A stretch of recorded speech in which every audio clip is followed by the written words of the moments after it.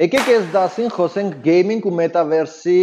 coin-երի վերաբերյալ, որովհետև բավականին հետաքրքիր են իրանք նույնպես։ Իրանք ինչ են իրանցից ենթադրում 3D metaverse-ն է, որ մտնում ես մի հատ աշխարհ, հա, օրինակ, չգիտեմ, Roblox լսած կլնեք թե չէ,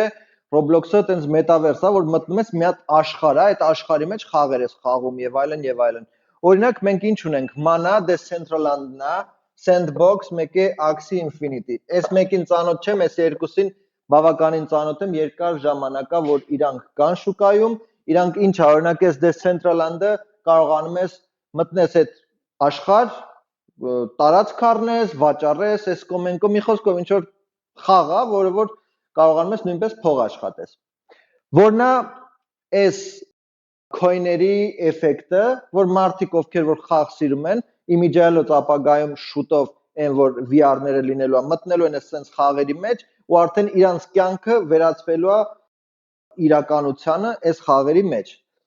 Հիմա ոնց է այս ամենը աշխատում։ Ինչքան շատ խաղացող ունենան, այնքան հետաքրքիր է լինելու մարդկանց, որ առնեն հենց այդ մեջի coin-ը, փողը որ կա, Roblox-ը խի գիտեմ, որովհետև տղաս ամբողջ օրը Roblox-ի մեջ է ու Roblox-ի մեջ կա Robux, որը որ հենց իրանց փողն է Robux-ը։ Նույն տրամաբանությամբ սա է, հա, Mana-ն Decentraland-ի փողն է, որը որ կարաս վերածես իսկական փողի։ Sand-ը նույնպես Sandbox-ին է, ASX-ը իրանց գումարն է։ Ու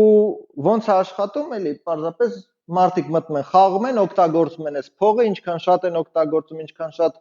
գործարքա տեղի ունենում, այնքան շատ գինը բարձրանում է, հետեւաբար կարողանում ես առնես, վաճառես եւ այլն։ Այսինքն իրենք բավականին ստաբիլ coin-եր են։ Ինչքան շատ խաղացող, այնքան շատ բարձրանալու է։ Ուրիշ տենց որ ասես wow բան կա, չէ, ինքը հետաքրքիր է չնայած։ Հանդիպենք հաջորդին։